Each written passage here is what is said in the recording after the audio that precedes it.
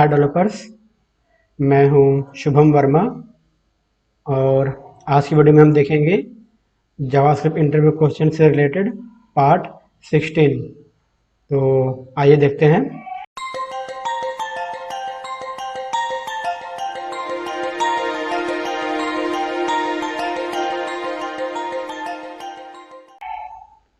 तो हमारा पहला क्वेश्चन है, what are some important JavaScript unit testing framework.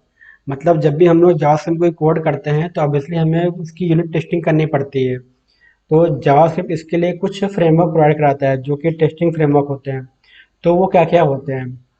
तो जो हमारा सबसे पहला फ्रेमवर्क है वो है यूनिट डॉट जे एस। तो यूनिट डॉट जे एस होता है वो एक ओपन सोर्स लाइब्रेरी होती है जो कि हमारे ब्राउज़र और नोड जे एस दोनों पे रन करता है, जिसका यूज यूनिट टेस्टिंग के लिए किया जाता है। दूसरा होता है क्यू यूनिट। ठीक, जो मेरा क्यू यूनिट फ्रेमवर्क होता है वो क्लाइंट साइड और सर्वर साइड दोनों जावास्क्रिप्ट के लिए टेस्टिंग के लिए यूज किया जाता है। जैसे हम जानते हैं क्लाइंट साइड में हमारे रिएक्ट जेएस होता है, एंगुलर जेएस होता है, और जो हमारा सर्वर साइड होता है वहाँ पे हमारे नोड जेएस होता है। ठीक, तो इन दोनों पर्पस के लिए हम लोग क्विंट का यूज करते हैं, या फिर आप इसको क्यू यूनिट भी बोल सकते हैं। ठीक, ये भी फ्री जावास्क्रिप्ट फ्रेमवर्क होता है, लेकिन इसका मोस्टली यूज किया जाता है jQuery प्रोजेक्ट के लिए। ठीक, तीसरा क्या है? जैस्मिन। जैस्मिन जो है वो बिहेवियर ड्रिवन डेवलपमेंट फ्रेमवर्क होता है जो कि मोस्टली सिंक्रोनस और एसिंक्रोनस जावास्क्रिप्ट कोड को टेस्ट करने के लिए यूज किया जाता है। जो हमारा चौथा है वो है कर्मा। कर्मा भी एक ओपन सोर्स टेस्टिंग फ्रेमवर्क होता है, ठीक है, जो कि कमांड लाइन से टेस्ट करने के लिए यूज किया जाता है। मतलब कि जब हम लोग इसको यूज करते हैं तो मोस्टली ये कमांड लाइन पे ही वर्क करता है, इसलिए ये कमांड लाइन के थ्रू हम लोग इसको टेस्ट कर सकते हैं। ठीक, और ये थोड़ा इजी भी होता है। जिनको मतलब कमांड पे ज़्यादा आप कह सकते हैं कि उनका अच्छी खासा कमांड पे पकड़ होती है, या उनको अच्छा खासा कमांड के बारे में पता होता है, तो उनके लिए काफ़ी इजी होता है कर्मा से यूनिट टेस्टिंग परफॉर्म करना। ठीक, जो अगला है फ्रेमवर्क वो है मोचा। मोचा जो है वो भी नोड जेएस और ब्राउज़र दोनों पे रन करता है, और ये एसिंक्रोनस टेस्टिंग के लिए ज़्यादा यूज़ किया जाता है, और उसी के लिए देखा जाए तो एक तरीके से बना भी है। क्योंकि अगर हम लोग बात करें को एसिंक्रोनस के लिए, तो मोचा जो है वो परफेक्ट मतलब फ्रेमवर्क माना जाता है, क्योंकि इस मोचा के थ्रू टेस्टिंग करना ज़्यादा इजी होता है। और अगर आपको पता हो तो जो हमारा जावास्क्रिप्ट है उसका जो सबसे पहला नाम था, शायद पहला या दूसरा जो भी कुछ नाम था ऐसा ही कुछ है, वो मोचा ही था। मतलब जावास्क्रिप्ट को हम लोग पहले मोचा बोलते थे, बाद में इसका नाम चेंज करके जावास्क्रिप्ट किया गया। ठीक है, जो अगला फ्रेमवर्क है वो होता है जेस्ट। जेस्ट काफ़ी ज़्यादा आप कह सकते हो कि most famous unit testing framework माना जाता है, क्योंकि इसका कई जगह जो भी हमारे मेजर जो फ्रेमवर्क हैं, जैसे आप बात करो कि जे क्वेरी, आपके उसके बाद आपका आपका हो गया नोड जेएस, या फिर आपका हो गया रिएक्ट जेएस, या फिर एंगुलर जेएस, इन सभी के लिए हम लोग टेस्ट करने के लिए जेस्ट का यूज करते हैं। ये काफ़ी ज़्यादा पॉपुलर है, और अगर दूसरी तरह से बात की जाए तो ये इसलिए भी पॉपुलर है क्योंकि इसको खुद फेसबुक यूज करता है। ठीक है, और सबसे अच्छी बात इसमें क्या है कि इस फ्रेमवर्क में हमें कोई भी कॉन्फ़िगरेशन नहीं करना पड़ता, जबकि जो हमारे बाकी फ्रेमवर्क हैं टेस्टिंग के लिए, उन सभी में हमें कुछ ना कुछ स्मॉल ही आप कह सकते हो, लेकिन हमें कुछ ना कुछ कॉन्फ़िगरेशन करने पड़ते हैं।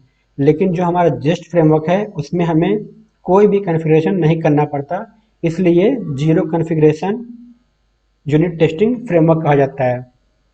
जो हमारा लास्ट है वो है AVA। एवीए जो होता है वो एक simple JavaScript unit testing framework होता है जो कि पैरेलल और सीरियली दोनों तरीके से रन करता है। ठीक, अगला क्वेश्चन देखते हैं, what is DOM in JavaScript. तो डोम क्या होता है कि जब भी हम कोई भी वेब पेज को अपने ब्राउज़र पे लोड करते हैं, तो सबसे पहले जो है हम वेब पे जो मतलब जो हमारा ब्राउज़र होता है, वो डोम को क्रिएट करता है, ठीक है? मतलब जब भी हम लोग कोई वेब पेज में कोई भी वेबसाइट देखते हैं या फिर कोई भी पोर्टल देखते हैं, तो उसमें सबसे पहले डोम का ही यूज़ किया जाता है। डोम जो हमारा ब्राउज़र होता है, वो पहले डोम को एलिमेंट को क्रिएट करता है, उसके बाद ही हम लोग उस पे कोई भी जो हम लोग व्यू देखते हैं या फिर जो भी हम लोग उस पे आप कह सकते हो कि एक्शन परफॉर्म करते हैं, वो सब कुछ उसके बाद ही परफॉर्म होता है जब हमारा डोम लोड होता है, ठीक। डोम को एज अगर हम लोग देखा जाए तो इसका फुल फॉर्म क्या होता है, तो डोम को हम लोग डॉक्यूमेंट ऑब्जेक्ट मॉडल कहते हैं, ठीक। अब देखते हैं कि जावास्क्रिप्ट एक्चुअली डोम पे कैसे वर्क करता है। तो जो हमारा जावास्क्रिप्ट है, वो एचटीएमएल के एलिमेंट को चेंज कर सकता है, एचटीएमएल के एट्रीब्यूट को भी चेंज कर सकता है। जो सीएसएस होता है, सीएसएस हम लोग जो यूज करते हैं, तो जो हमारा जावास्क्रिप्ट है, वो सीएसएस के स्टाइल को भी चेंज कर सकता है, ठीक। और जावास्क्रिप्ट जो एचटीएमएल के एलिमेंट और एट्रीब्यूट्स होते हैं, ये उनको रिमूव भी कर सकता है, ठीक है। और अगला अगर देखिए और भी इसके फीचर, तो जो हमारा जावास्क्रिप्ट है, वो एचटीएमएल के एलिमेंट और एट्रीब्यूट को ऐड भी कर सकता है, मतलब एक नया एचटीएमएल के एलिमेंट और एट्रीब्यूट को ये क्रिएट भी कर सकता है, ठीक। तो ये सभी परफॉर्मेंस हमारा जावास्क्रिप्ट कर सकता है, जिसके थ्रू हम लोग कोई भी जावास्क्रिप्ट में एक्शन हम लोग परफॉर्म कर सकते हैं एचटीएमएल पे। सो अगर हमें कोई नया डिव क्रिएट करना है, कोई डिव पे कोई वैल्यू ऐड करनी है, किसी डिव को डिलीट करना है, या फिर कोई स्पैन हो, कोई पी टैग हो, कोई हेडिंग मतलब टेक्स्ट हो, तो ये सभी काम हम लोग एचटीएमएल में कर सकते हैं जावास्क्रिप्ट के थ्रू, ठीक है। तो इसलिए हम लोग अगर कोई एक्शन, जैसे आपने देखा होगा कोई हम लोग मैसेज देखते हैं शो हाइड का, या फिर हम कोई आपने पॉपअप देखा होगा, या फिर बहुत सारे आप जो आपने जावास्क्रिप्ट में हम लोग ऑन क्लिक पे इवेंट देखते हैं, कोई पी टैग ऐड करना, कोई डिव क्रिएट करना, तो वो सारे काम हम लोग जावास्क्रिप्ट में डोम एलिमेंट के थ्रू कर सकते हैं, ठीक है। अगला क्वेश्चन है, what is external JavaScript. External JavaScript जो होता है वो क्या होता है। सबसे पहले जानते हैं कि एक्सटर्नल जावास्क्रिप्ट की जरूरत क्या पड़ी, ठीक। सपोज कि हमारे पास एक जावास्क्रिप्ट एक पेज है, उस पेज पे हमने डेट का एक वो लगा कर रखा है, कुछ सेटिंग कि हमें मालूम चला है कि आज का करंट डेट क्या है, जो कि आपका फॉर्मेट आप कर सकते हो उसका YMD का फॉर्मेट है, और ऐसे हमारे पास 10 पेज हैं, ठीक। और दसों पेज पे YMD का फॉर्मेट लगा हुआ है। अब सपोज कि कोई ऐसी रिक्वायरमेंट आती है कि जिसमें कहा गया कि अब हमको YMD में नहीं, हमको DMY में फॉर्मेट चाहिए। तो अब क्या होगा कि हमको एक एक पेज पे जा करके, जो हमारे सभी 10 पेज हैं, हमें सभी दसों पेज पे जा करके उस डेट फॉर्मेट को चेंज करना पड़ेगा, मतलब हमें YMD से DMY करना पड़ेगा। तो ये काफ़ी ज़्यादा लंबा प्रोसेस हो जाता है, और ये काफ़ी ज़्यादा टाइम टेकन भी हो जाता है। तो इस चीज़ को रिमूव करने के लिए, इस चीज़ को हटाने के लिए हम लोग क्या करते हैं, एक एक्सटर्नल जावास्क्रिप्ट का फाइल बना लेते हैं, और उस फाइल को जो भी हमारे सभी 10 पेज हैं, बस उन पे हम लोग इंक्लूड कर लेते हैं। अब इससे क्या होगा कि हमें दसों पेज पे जाकर चेंज करने की जरूरत नहीं पड़ेगी, हम सिर्फ एक पेज में चेंज करेंगे और वो सभी पेज में अपने आप चेंज हो जाएगा। इसका सिंपल सा हम लोग एग्जांपल अगर देखें, तो सपोज कि जैसे हम लोग पीएचपी अगर आपने यूज किया होगा, तो पीएचपी में हम लोग क्या करते हैं, इंक्लूड नाम का फंक्शन होता है। तो उस इंक्लूड नाम के फंक्शन पे हम लोग क्या करते हैं, जिस पेज को हमें इंक्लूड कराना होता है, जहां भी हम लोग उसको कॉल कराते हैं, ठीक। और उसी पेज को हम लोग कई जगह कॉल करा सकते हैं। तो उसमें होता क्या है कि हमें बार बार उस पेज को में जा करके हर पेज जाकर चेंज करने की जरूरत नहीं पड़ती, हम केवल एक जगह चेंज करते हैं और वो सभी जगह चेंज हो जाते हैं, ठीक। उसी तरीके से हमारा एक्सटर्नल जावास्क्रिप्ट वर्क करता है।